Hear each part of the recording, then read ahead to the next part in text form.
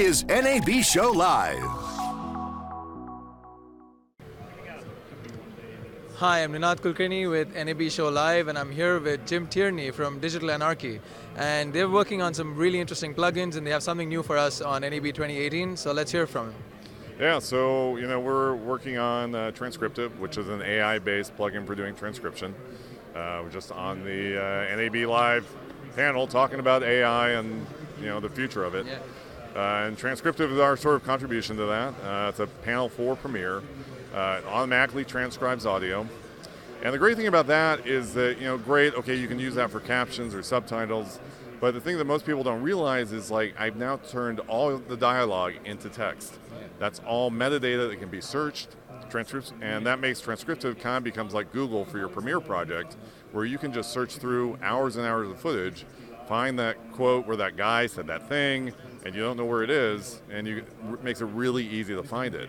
In addition to opening up other ways of editing that, when everything's available as text and every word has time code, it just really opens up some possibilities.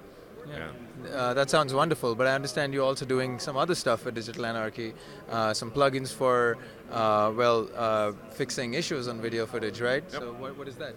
Yeah, so we also, traditionally we've done visual effects plugins. Beauty Box is probably the most famous one for that.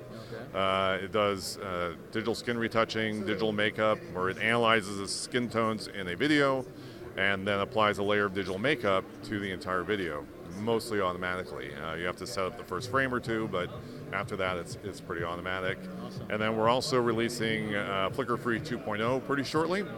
That's our flicker reduction plugin. So if you've got camera light sync problems, if you're shooting under LEDs, if you've got rolling bands that happen, or if you're shooting slow motion, drone footage, many different types of flicker, really helps solve those problems.